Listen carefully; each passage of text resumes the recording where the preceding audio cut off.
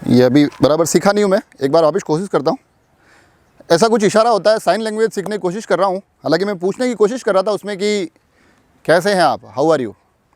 अब आप लगेंगे आज ये क्या चल रहा है। तो सच बताऊँ तो ये साइन लैंग्वेज सिर्फ एक इशारा सीखना था, वो भी मेरे को उसके लिए 4 या 5 टेक लेने पड़े। इतना आसान नहीं है। मगर जब हमारे कोरोना वॉरियर ये कोशिशें करते हैं ना, वो ठान लेते हैं तो वो कुछ ना कुछ अच्छा वाला करते हैं। खबर छत्तीसगढ़ की है, हालांकि हमारे राजसमंद से बहुत दूर है, मगर बताना ज़रूरी था। छत्तीसगढ़ की एक नर्स है स्वाति भीमगज, उनके वहाँ एक कोरोना पेशेंट आया, दिव्यांग, बोलने में असमर्थ थे, इशारे समझते थे। उनसे बात करने के लिए स्वाति ने ये साइन लैंग्वेज सीखी और उनसे बातें की, ताकि उनके दुख दर्द को वहाँ बांट सके, एक सहारा, एक संबल दे सके। तो बड़ा अच्छा लगता है ये कोरोना वॉरियर जब इस तरह से मतलब अपनी हदों से आगे बढ़कर इस प्रकार के प्रयास करते हैं। तो राजसमंद एक्सप्रेस की तरफ से एक सैल्यूट है स्वाति जी के लिए। खबरों में आगे बढ़े। हालांकि हमारे कोरोना वॉरियर हॉस्पिटल में भी डटे हुए हैं और स्थानीय और जो लोग हैं वो भी डटे हुए हैं, मगर एक समस्या बड़ी ही गंभीरता के साथ आ रही है। परसों पहले दिन मेरे पास एक कोई सुरेंद्र सिंह जी, उनका फ़ोन आया था। कल एक लड्डा जी का मैसेज आया था और उनका तो कल काफ़ी सारे मैसेज आए। आज भी कुछ लोगों के मैसेज आए। फिर मुझे पास पुलेस जी का मैसेज आया। फिर मेरे पास गौरव जोशी ने एक पोस्ट की, मुझे मैसेज किया। और इन सभी की तकलीफ़ों का एक ही केंद्र था, सैम्पलिंग। जी हाँ, सैम्पलिंग को लेकर बहुत एक बड़ी समस्या आ रही है। आज जो मेरे पास कुछ फ़ोटोग्राफ्स तो ऐसे आए जिसमें 30 तारीख को सैंपल लिया गया था और उसके 8 और 9 को रिजल्ट आ रहे हैं। उससे पहले 1-2 दिन पहले मेरे पास जो फ़ोन आया था, उनकी सैम्पलिंग 1 तारीख के आसपास हुई थी और 6 या 7 को रिजल्ट आया था। तो 9 दिन, 7 दिन, 4 दिन तो सामान्य है।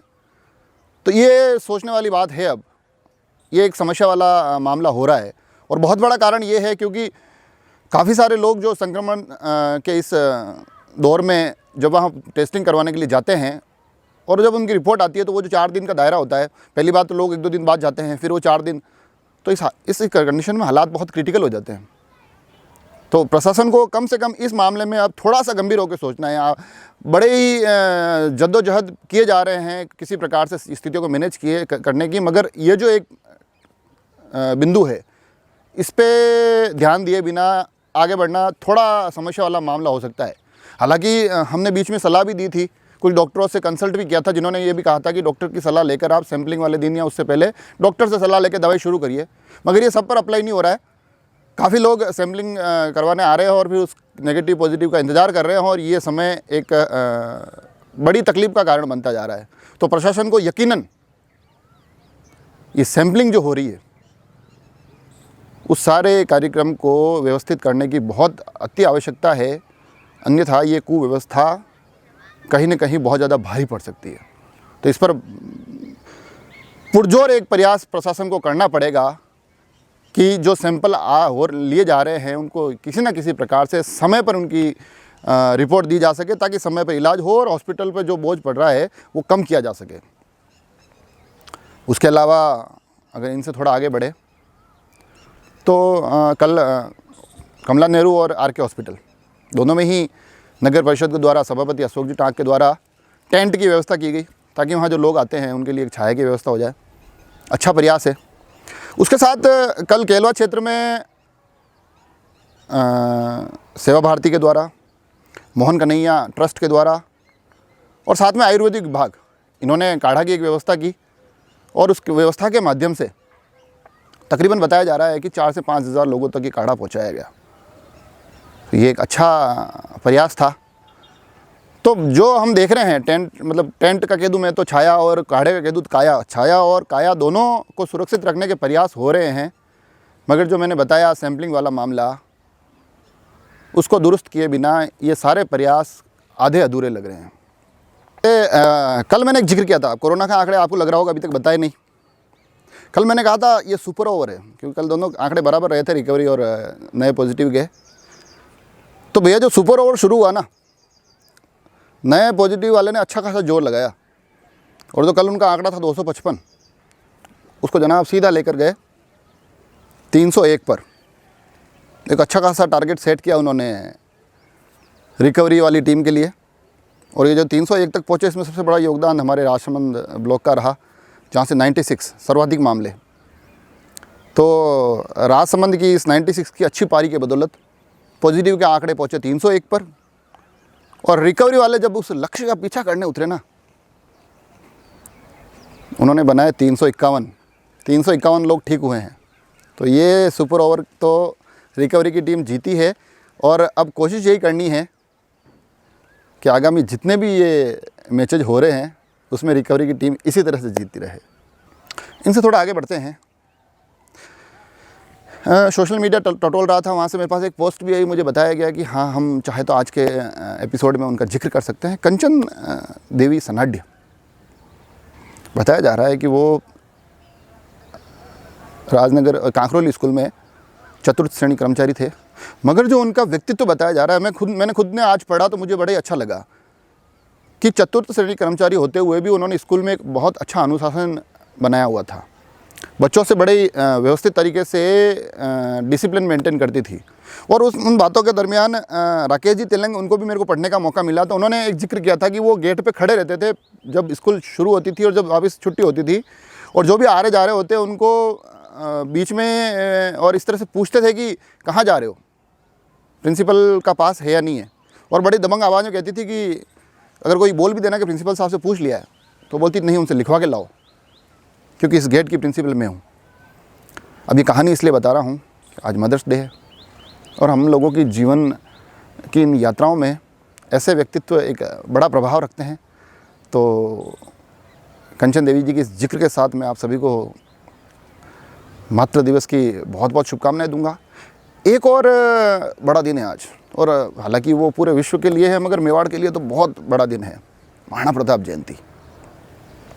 जब भी ये नाम लेता हूँ ना, तो यूँ थोड़ा अलग और एक अपने आप में अद्भुत होने की एक भावना आ जाती है कि महाराणा प्रताप मेवाड़ से आते हैं और मैं मेवाड़ की धरती पर हूँ। तो एक अद्भुत जो एहसास होता है ना, सबसे पहले तो उसके लिए महाराणा प्रताप को धन्यवाद। बहुत सारी बातें होती रहती है, विवाद, बयान, नेताओं के भाषण चलते रहेंगे, आगे भी चलते रहेंगे, मगर इन सभी बातों के बीच में एक बहुत बड़ा सत्य ये है, ये मेवाड़ का बच्चा बच्चा अपने कीका से बहुत प्यार करता है। और दूसरा ये कि महाराणा प्रताप, उनका नाम भर लेने से, उनको पढ़ लेने से, उनको जानने से जो अपने अंदर एक इस विश्व में विशेष होने का भाव आ जाता है ना, वो अद्भुत है। तो महाराणा प्रताप जयंती की आप सभी को बहुत बहुत शुभकामनाएं। और जब महाराणा प्रताप का नाम आता है ना, तो ताकत और साहस अंदर से अपना पाता है।